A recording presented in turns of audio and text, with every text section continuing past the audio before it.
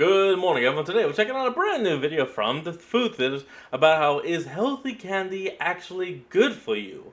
And that is definitely an interesting question because, it's meant to be healthy, less refined sugars, more natural sugars, and a way of weaning humans off all the artificial crap we've shoved into our diets.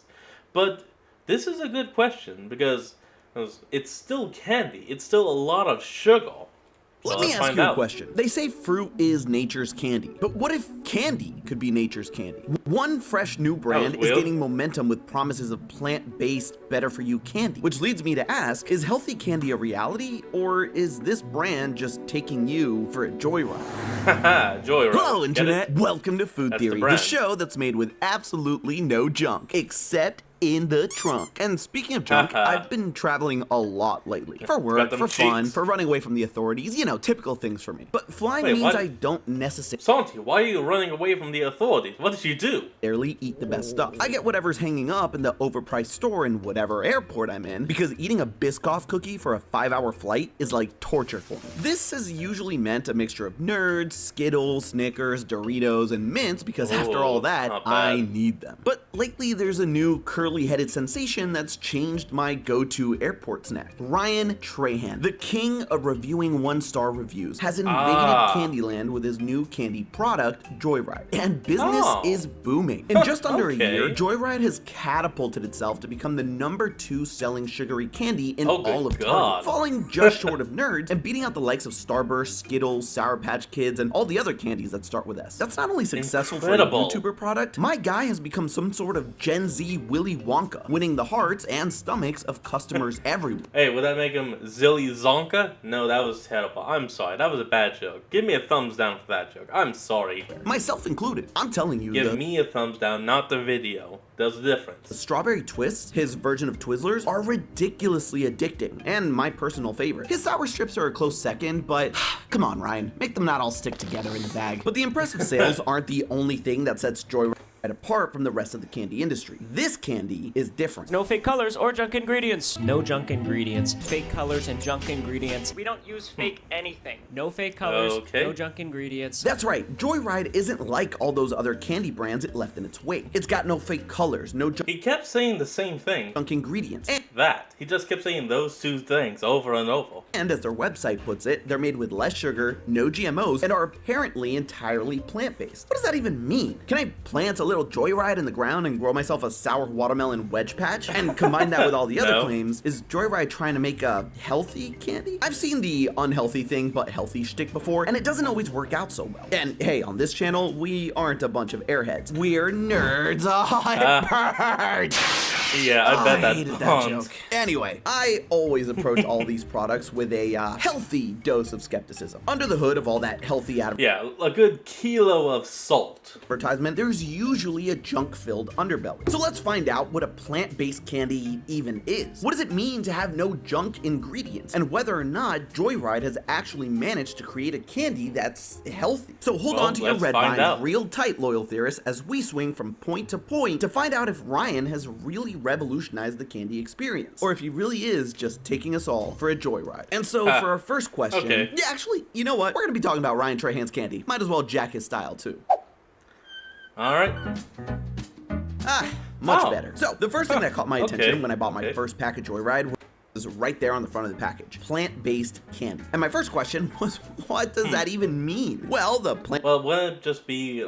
Okay, actually, I have no idea. Plant-Based Foods Association, a very real thing, apparently, seems like the right group to ask. According to them, a plant-based food means that the food in question is 100% free of animal ingredients. That means that all the ingredients must come from whole grains, nuts, veggies, fruits, or even fungi and algae. Basically, no meat. But wait, if Joyride is plant-based, does that mean that other candies contain meat? Oh god, is that what Swedish fish are made of? No, of course other candies don't actually have meat in them, probably. But what many of them do have is ingredients that come from animals. Obviously, ingredients from animals can include things like milk and eggs, as you might expect, yes, but that's right. there are some other ingredients found in most candies that you'd be surprised are not animal-free. Broadly speaking, most candies have three main types of ingredients: sweeteners and flavorings, textures, and colorings. And you'd be surprised how many of these other ingredients are not plant-based and manage to gummy worm their way into our favorite treats. Starting with sweeteners, many of the tastiest sweeteners are, in fact, plant-based. High fructose corn syrup, one of the most common sweeteners, is made from, you guessed it, corn. Raw cane sugar, similarly, is derived from sugarcane, a plant. But not all of the sugar you might grab from your cupboard actually fits the definition of plant-based. Many types of refined sugar use a process called bone charring to help give them that pristine white color. As the name suggests, bone char involves charring the bones of cows, and the charred material is then used to remove impurities and pigments from the sugar, giving it that white color we tend to gravitate toward in the sugar aisle. Unfortunately, in the US, you can't tell from the food label whether your sugar was processed via bone char. But if, like Joyride, your product purports to be plant-based, then bone charring shouldn't be a part of the process. There are other sweeteners out there that you might not have realized are not plant-based either. Honey, for example, comes from bees, so technically it's not plant-based, and therefore you won't find it in Joyride or any other plant-based treat. So what types of sweeteners are they using? Looking at the back of a pack of sour blue raspberry strips, there are basically 4 ingredients that give it that sweet flavor. There's regular sugar, likely made without bone char, glycerin, and I'm almost 100% sure it's vegetable glycerin, a sweetener that can be extracted from things like soybeans and coconuts, stevia, a 0-calorie sweetener that comes from the stevia plant, and the biggest sweetener found in the candies, allulose. Allulose is a natural sweetener found in things like figs, raisins, and maple syrup. So check, all plant-based sweeteners. On to our next type of candy ingredient, texturizers. The stuff that gives candy its texture. Come on, that one was obvious. Texturizers give candy its shape, consistency, and mouthfeel. And there's one big ingredient that's found in many of our candies and desserts that a lot of you may not have known wasn't plant-based. And gelatin. Fun fact, it's actually made with an animal product. That's gelatin. That's right, the ooey gooey stuff we find in our jellos, marshmallows, and gummy bears comes from animals. Specifically, it's made by extracting collagen from the bones, cartilage, and skin of various animals, including cows, pigs, and fish. And so, most commonly bovine though, because America is a very beef-heavy industry. Oh, if you're Joyride and you don't want to do that, you need an alternative. Introducing agar. That's right, the jelly you might find in your local scientist petri dish is not only a solid alternative to gelatin, but it's made from seaweed and not boiling animal bones. And so it's time for our final type of ingredient, coloring. There we go. Now, we did a whole episode all about artificial colorings, so I don't want to go into too much depth about them here, but there are some natural colorings that candy companies will use, such as carmine, a natural red pigment that comes from crushed up cochineal insects. You'll usually find carmine in things like jelly beans, gummy bears, and lollipops, but not in Joyride's candies. Now at this point you might be thinking, hey, oh yeah, I guess that does come from an animal. Hey Santi, all this talk about ingredients being plant-based or made without animal products sure sounds a heck of a lot like being vegan. And 5 stars for you, because yeah, they are more or less the same thing. Sure, the Plant-Based Foods Association does slightly distinguish between the two, but being plant-based or being vegan can more or less be used interchangeably. In fact, when it comes to Joyride, while its package confirms to be plant-based, their website FAQs also say it's vegan. But the most surprising thing I found while looking into this whole plant-based thing is that some of your favorite big-name candies are also plant-based and vegan. Airheads, Skittles, Sour Patch Kids, Twizzlers, and even Swedish Fish, not made of actual fish, is 100% animal product free, if that's the sort of thing you're really interested in. But it's not just being plant-based that sets Joyride apart.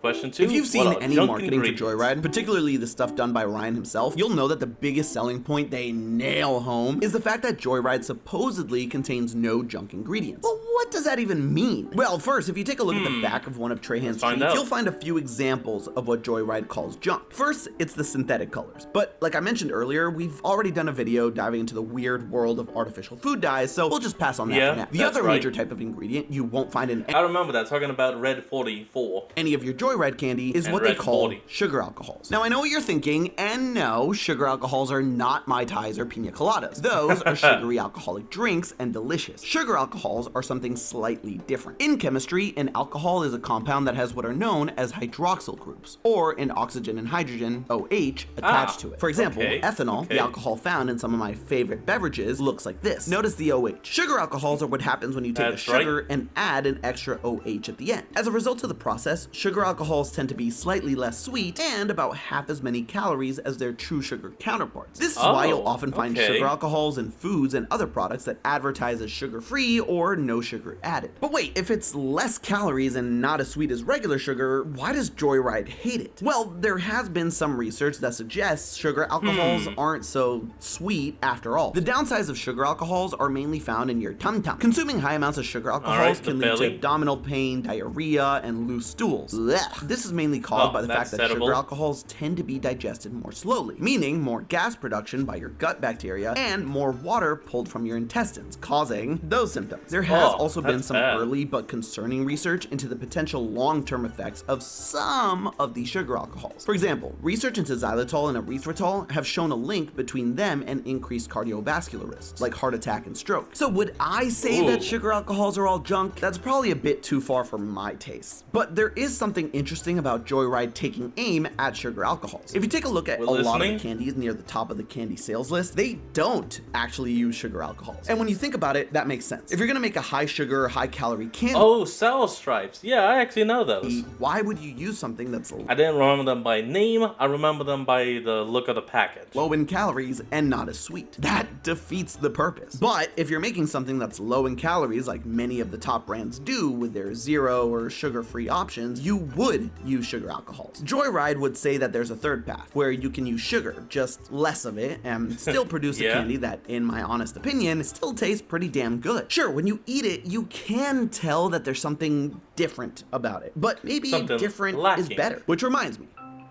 Oh, on to the third question.